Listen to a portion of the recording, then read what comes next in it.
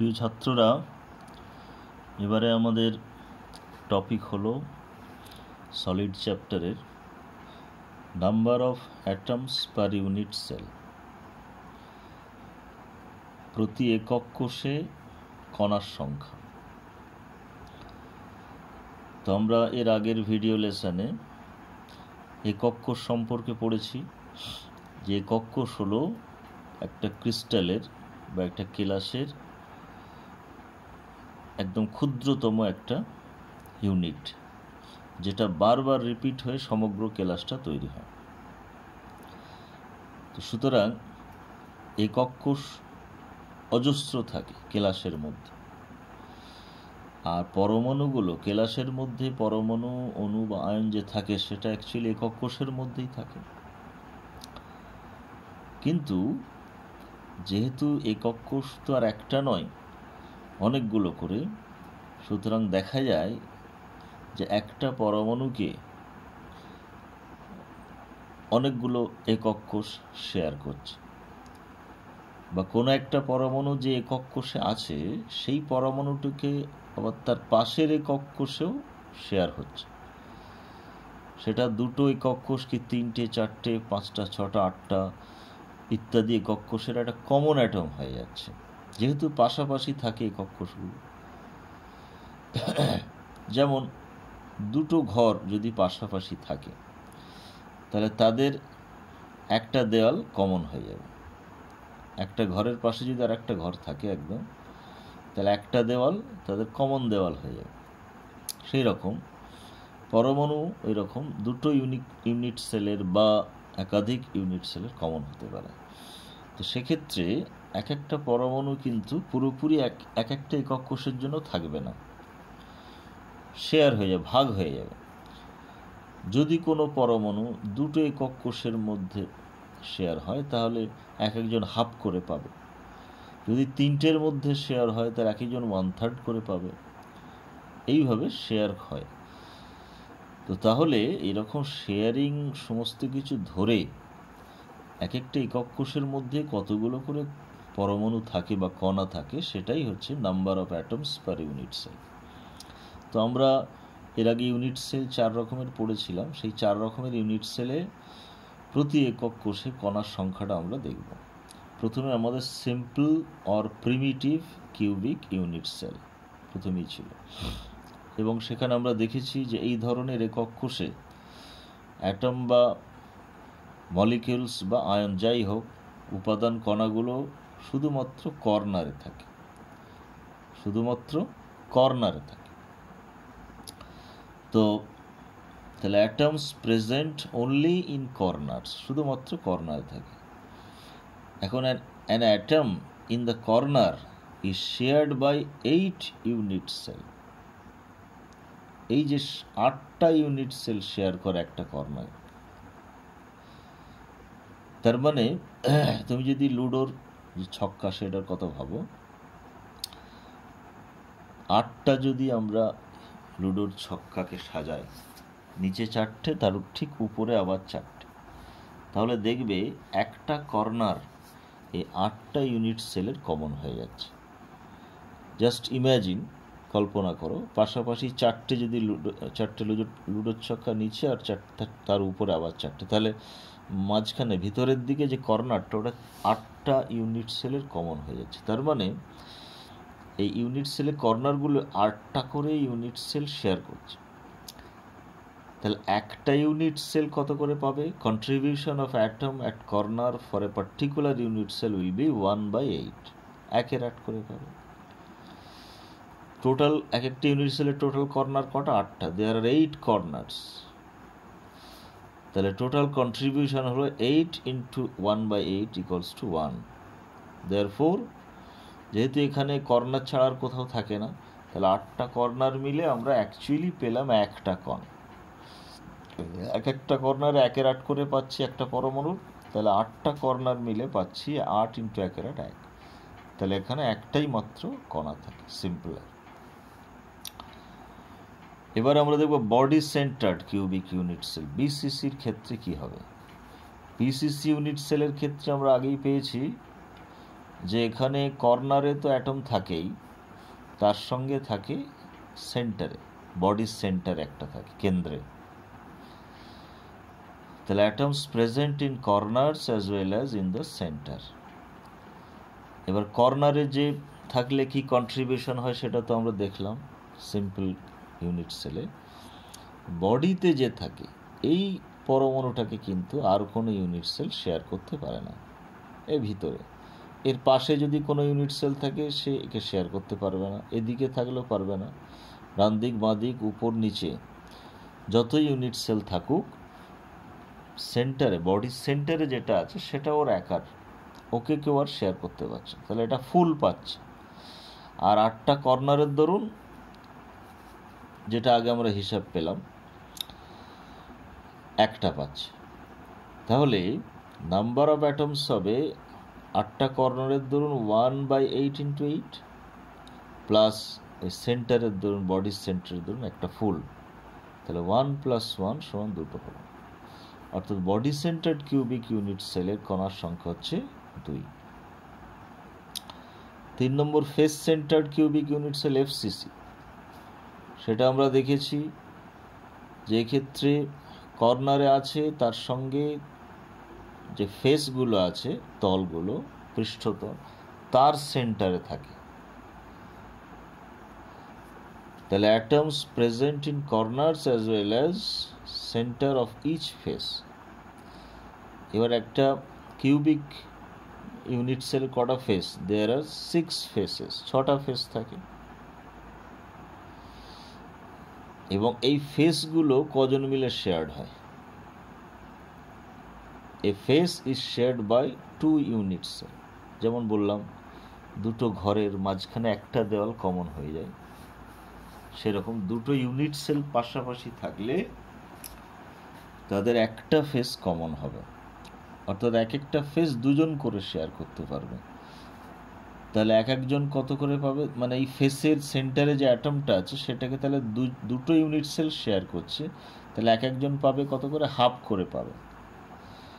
তাহলে মোট 6টা ফেস, তাহলে নাম্বার অফ অ্যাটমস হবে কর্নারের ধরুন 1/8 × 8 হলো, প্লাস ফেসের জন্য হাফ × 6 হলো, তাহলে 1 + 3 = 4 হলো। তাহলে ফেস সেন্টার্ড কিউবিক ইউনিট সেলের কণার সংখ্যা হলো 4। তাহলে সিম্পলে হলো 1, বডি সেন্টার হলো 2, আর ফেস সেন্টার হলো 4। আর একটা আছে যে আমরা বললাম এন্ড সেন্টার্ড, এটা ওইভাবে যদি আমরা হিসাব করি এন্ড সেন্টার্ড, এখানে কি থাকে? Atoms present in corners and at the centres of 2 end faces. কর্নারে থাকছে আর দুটো অপোজিট ফেসের সেন্টারে থাকছে, যে কোনো দুটো, সেটা উপর নিচে বা ডান দিক বাঁ দিক বা সামনে পিছনে হতে পারে। তো তাহলে কর্নারের দরুন আমরা আগে হিসাব করে রেখেছি 1/8 × 8, আর এই যে দুটো অপোজিট ফেসে থাকছে, তো সেখানে হাফ শেয়ার আগেই বলা হলো ফেস সেন্টারে, আর দুটো ফেসের জন্য হাফ × 2, দ্যাট ইজ 1 + 1 = 2।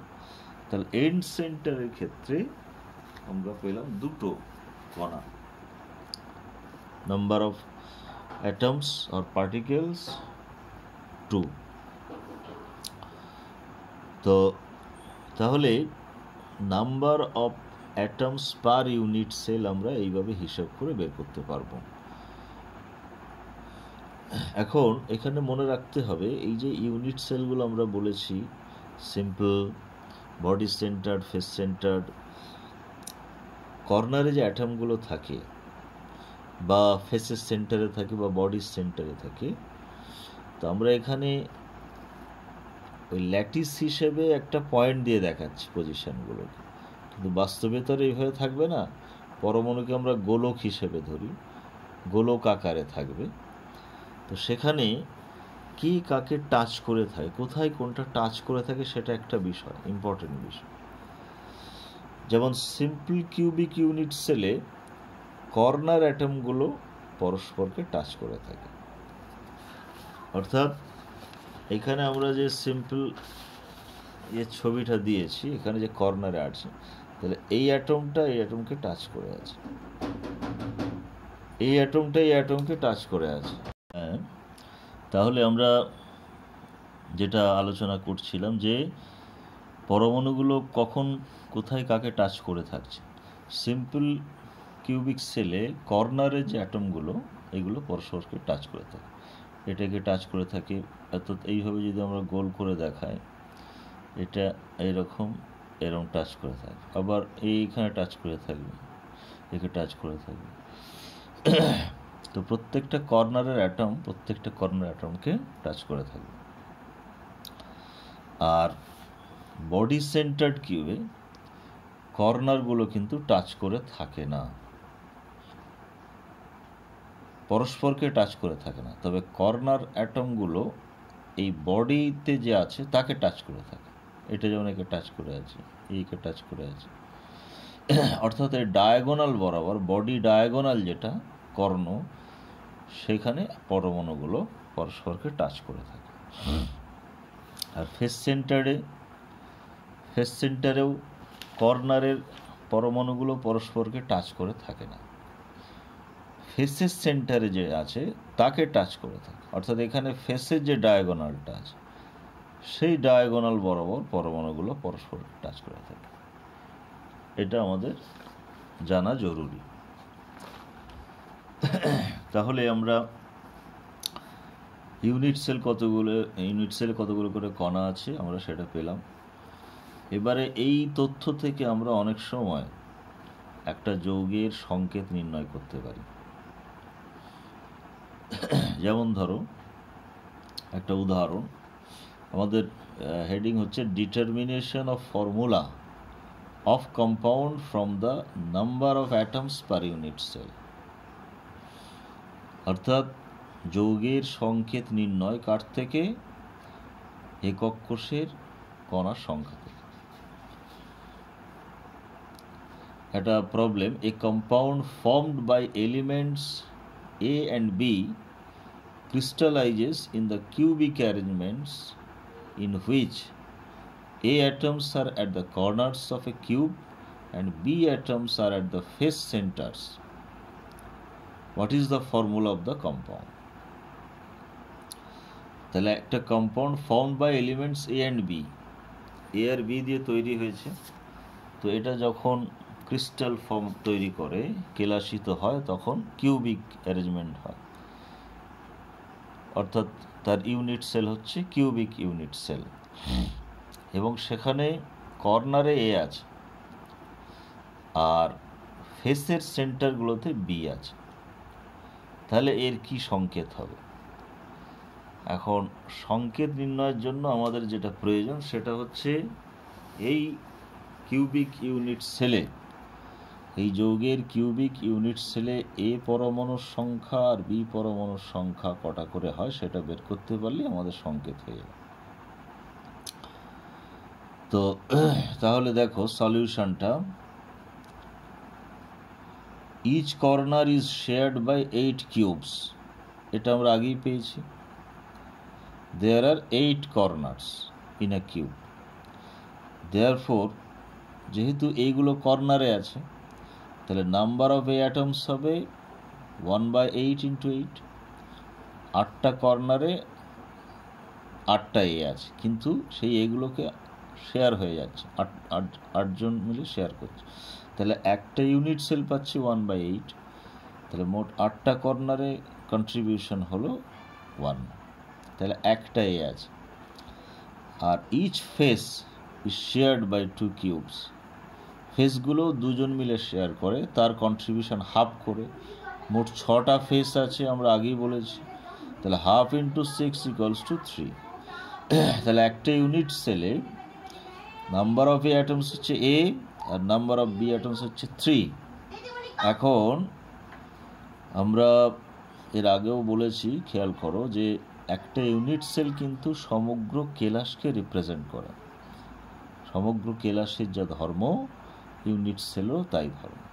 তাহলে ইউনিট সেলে যদি এই রেশিওতে, এই প্রপোর্শনে এ আর বি থাকে, তাহলে সমগ্র কেলাস জুড়েই তাই থাকবে। সুতরাং যৌগটার সংকেত হবে AB3, একটা A পিছু 3টে B।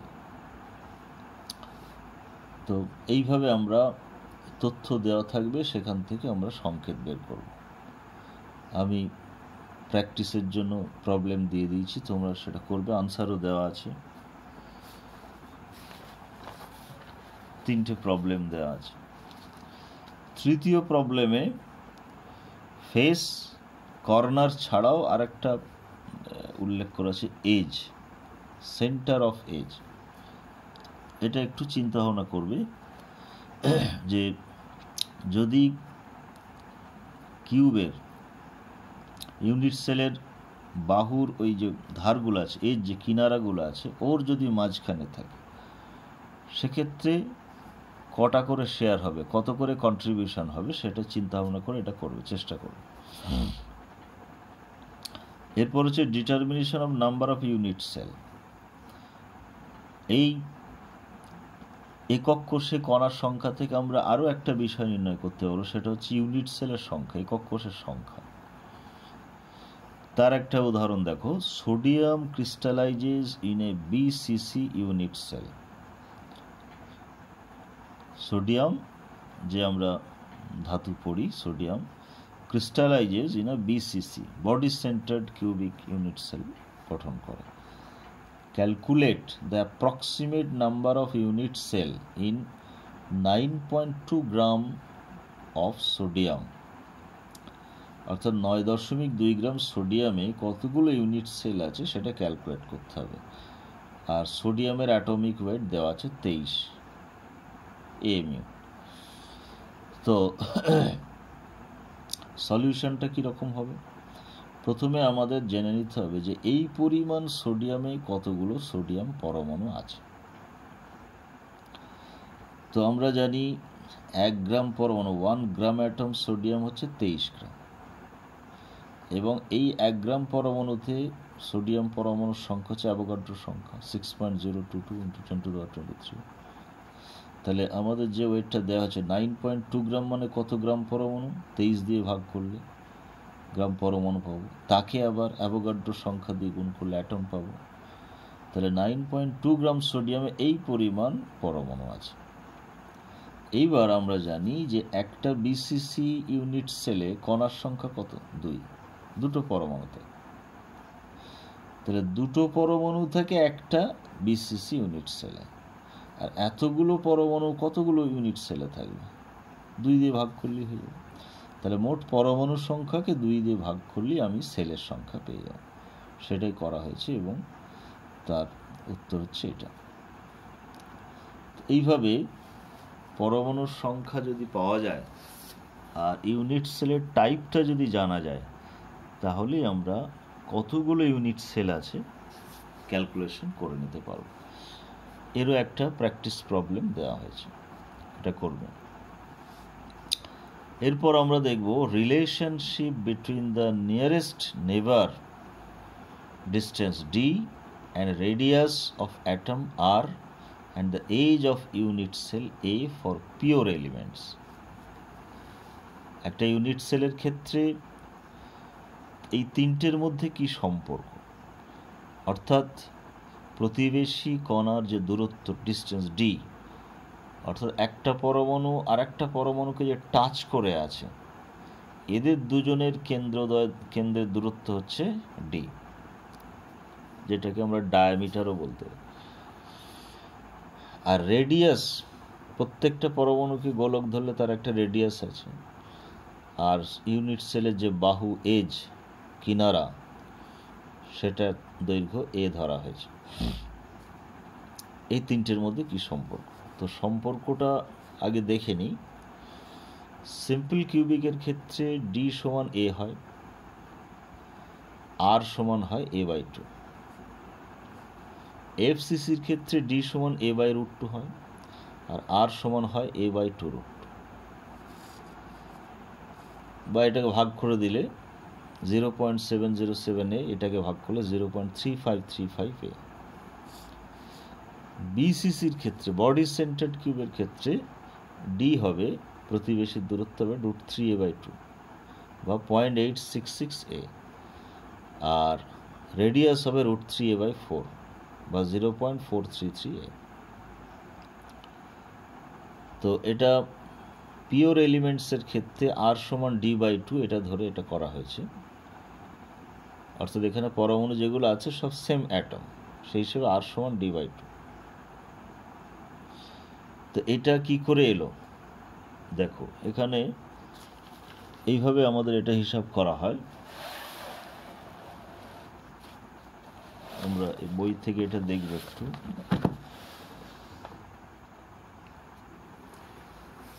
সিম্পল কিউবিকের ক্ষেত্রে এর হিসাবটা কিরকম হয়।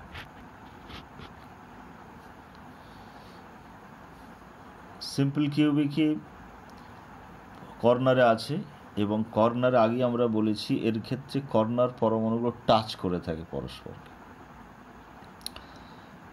আমি একটা 3D ভিডিও দেব এর সঙ্গে, আমার সঙ্গে জুড়ে দেবো, সেখানে এগুলো পরিষ্কার বোঝা যাবে কীভাবে টাচ করে আছে।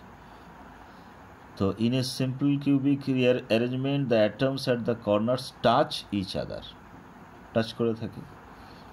Therefore distance between the nearest neighbours d সমান AB। এই যে এটা টাচ করে থাকে, তাহলে এর কেন্দ্র থেকে কেন্দ্র দূরত্ব AB হয়ে যাবে, সেটাই হবে A, বাহুর দৈর্ঘ্য বা কিনারা। আর রেডিয়াস R হচ্ছে তার অর্ধেক, এখানে অর্ধেকটা পরমাণু হলো, এখানে অর্ধেকটা পরমাণু, তাহলে R হচ্ছে a/2। এইভাবে সম্পর্কটা এলো। এখন ফেস সেন্টারের ক্ষেত্রে কি হবে? ফেস সেন্টারের ক্ষেত্রে দেখো,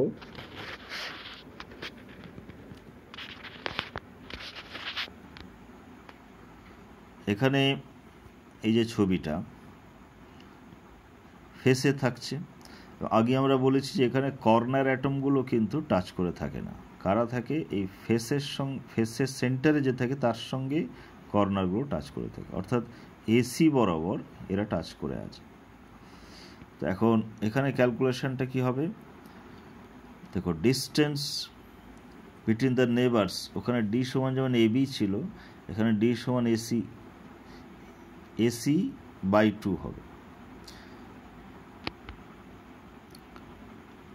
তিনটে অ্যাটম, D সমান হবে AC/2, এইকে টাচ করে আছে, এইকে টাচ করে আছে। এইবারে যদি আমরা এই সমকোণী ত্রিভুজটা দেখি ABC, তাহলে সেক্ষেত্রে AC² সমান AB² প্লাস BC²। AB হচ্ছে A, BCও A, তাহলে AC কত হবে? √A² প্লাস A², তার মানে √2A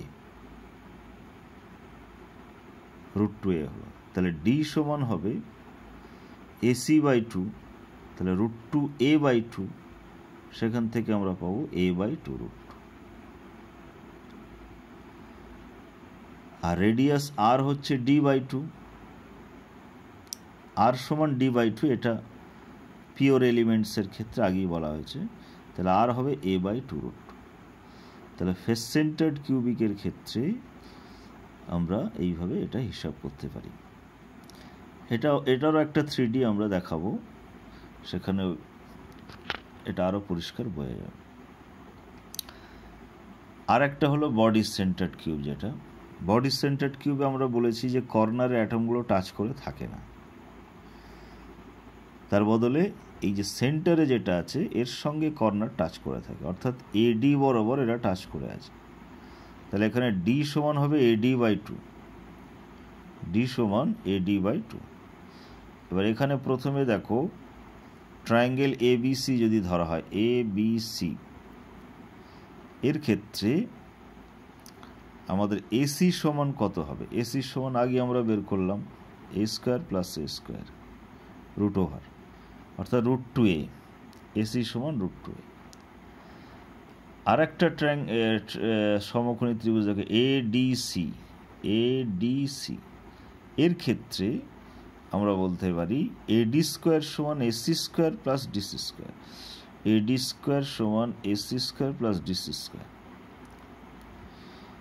তো তাহলে এসির মান আমরা আগেই বের করে রেখেছি √2a, আর ডিসি হচ্ছে এ, এজ লেন্থ যেটা। তাহলে সেখান থেকে আমাদের এডি সমান আসছে √3a, এডি সমান আসছে √3a, আর ডি সমান AD/2 আগেই বলা হয়েছে, AD/2। তাহলে ডি সমান হবে √3a/2, আর আর হচ্ছে D/2, √3a/4। এইভাবে 3 ধরনের যে কক্ষস মেনলি থাকে, এন্ড সেন্টারটা খুব একটা বেশি পাওয়া যায় না।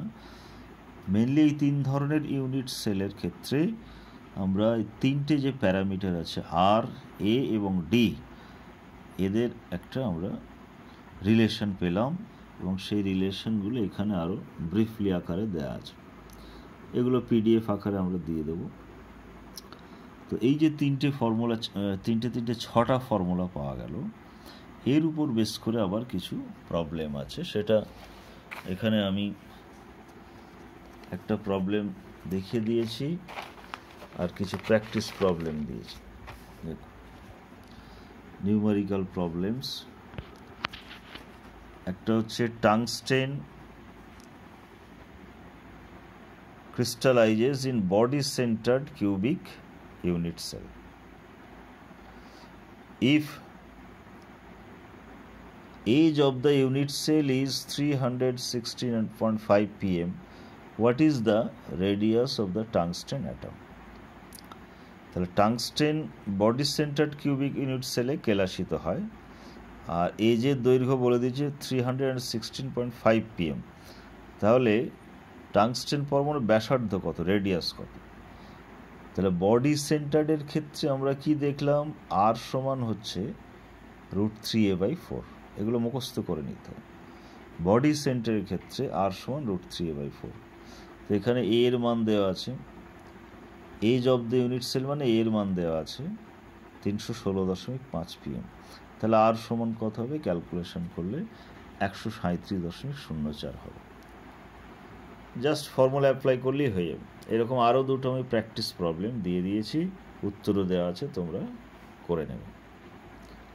তাহলে এই পর্যন্তই থাক আজকে। Thank you.